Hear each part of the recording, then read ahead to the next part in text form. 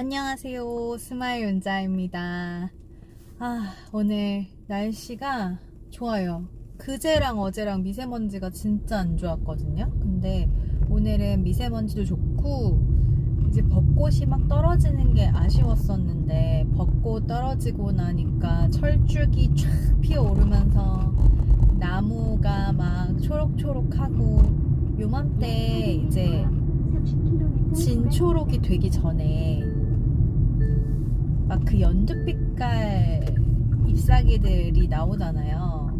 너무 예쁘고 싱그럽고 그렇습니다. 이게 참 나이가 든다는 게 신기한 게, 엄마들이 막 꽃사진 찍는 거 놀리고 그러잖아요. 푸사에 막 식물 사진 있고 하면은 막 할머니냐고 놀리고 막 이러잖아요. 근데 한 살 한 살 나이가 들수록 저는 진짜 20, 30대 때는 뭐 벚꽃 정도는 예쁘다 막 이렇게 생각하고 보긴 했지만, 계절 가는데 별로 감각이 없었던 것 같아요. 그냥 날씨 좋으면 그냥 놀아야겠다, 친구들 만나서 놀자 뭐 이런 게 있었지, 봄이 예쁘다, 여름이 예쁘다, 가을이 예쁘다, 겨울이 예쁘다, 뭔가 계절의 예쁜 느낌은 잘 몰랐거든요. 그리고 꽃, 식물 이런 거에 진짜 관심도 없었고. 근데 어쩜 이렇게 나이가 든다는 거는 진짜 신기한 일인 것 같아요. 어떻게 이러지? 이게 개인의 성향과 취향과 또 다르게 모든 게 좀 신기하고 관심이 생기고, 그런 자신을 느끼면서, 그러니까 깨달으면서 참 희한해요. 이게 사는 게 얼마나 소중한 건지를 알아가서 그런가? 뭐 그렇습니다. 오늘은 엄마표 영어 센터에 다녀온 날이고요. 첫째는 중학교 1학년이 됐어요. 근데 중학교 1학년 1학기는 저희 아들 학교 같은 경우에는 수행평가가 이제 내신에 들어가지 않고 1학년 2학기부터 들어가기로 했는데, 그렇다고 해서 아예 안 보는 건 아니에요. 보긴 보는데 약간 테스트의 테스트 개념, 연습 게임 같은 그런 개념으로 이런 식으로 수행평가를 본다. 이제 그걸로 각 과목마다 이제 가이드를 해주시고 같이 풀어보고 뭐 이렇게 진행을 하는데요.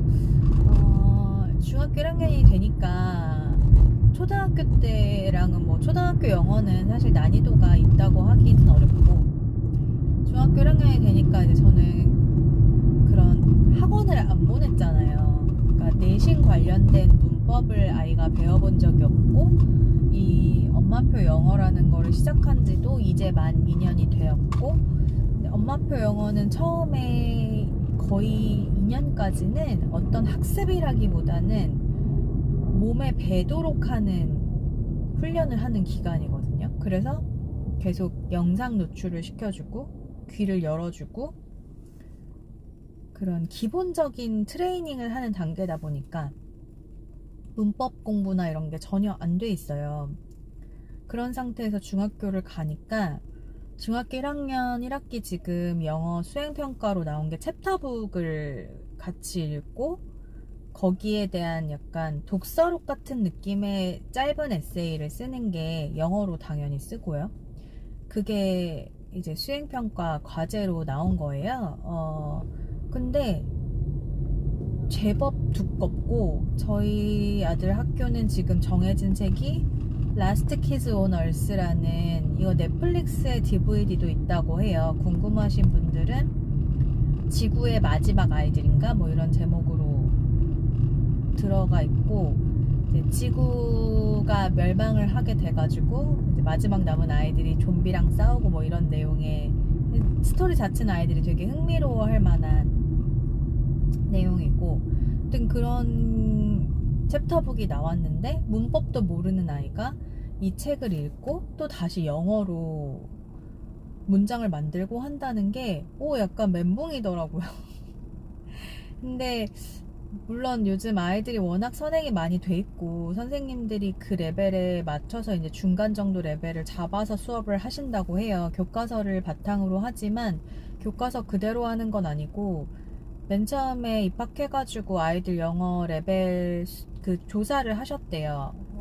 선행이 많이 나간 친구는 어디까지 나가 있고 전혀 안 된 친구들은 어디까지 안 돼 있는지에 대한 그런 조사를 하셨고, 제가 이 얘기를 왜 꺼내냐면, 이 기록을 남기는 이유는 뭐 입학하자마자 이렇게 난이도가 나온다 뭐 해가지고 어떤 흉을 보고자 하는 게 아니라, 이미 선행이 다 이루어지는 상황에서 우리 아이만 공교육만 믿고 준비를 하나도 안 할 수는 없어요. 저는 누구보다도 영어 선행을 하는 거에 부정적인 사람이었고, 아이들이 모국어 체계를 먼저 갖추는 게 맞다고 생각했고, 영어는 나중에 배워도 충분히 늦지 않는다 라고 주장을 했던 사람이고, 그런 고집으로 학습이 늦게 들어가기도 했는데요.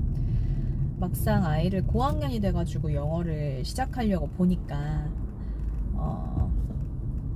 한 가지 제가 놓친 게 있어가지고, 이거는 좀 많은 분들이, 특히 아직 아이가 어린 분들이 미리 알아두셨으면 좋겠다, 저 같은 후회는 안 하셨으면 좋겠다 싶어가지고 남기는 영상입니다. 영어를요 막 그렇게 엄청 학습적인 방법으로 막 문법부터 잡아서 막 공부로 시킬 필요는 없다 라고 여즉 생각하고요. 특히 아이들이 학년이 어릴 때는 그런 공부는 필요하지 않다고 생각합니다.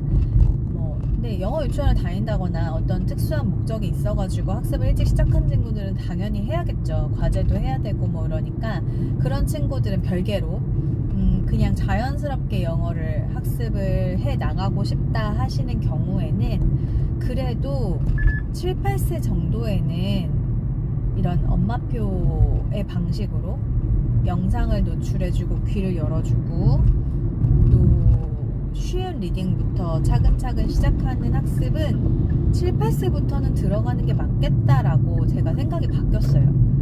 그때부터 할 필요가 없다고 생각했다가 이렇게 생각이 바뀐 이유는 제가 큰아이를 늦게 시작해보니까요, 영어 레벨이 높을 수가 없잖아요. 초등학교 3학년 때부터 이제 학교에서 배우기는 했지만 되게 기초적인 문법과 뭐 회화 정도 위주로 수업이 진행이 되는데, 그때라도 제가 3학년 때부터라도 리딩을 같이 넣어줬으면은 아이가 조금 나았을지도 모르겠는데, 5학년 때 시작을 했단 말이에요. 5학년 때 시작을 하고 나니까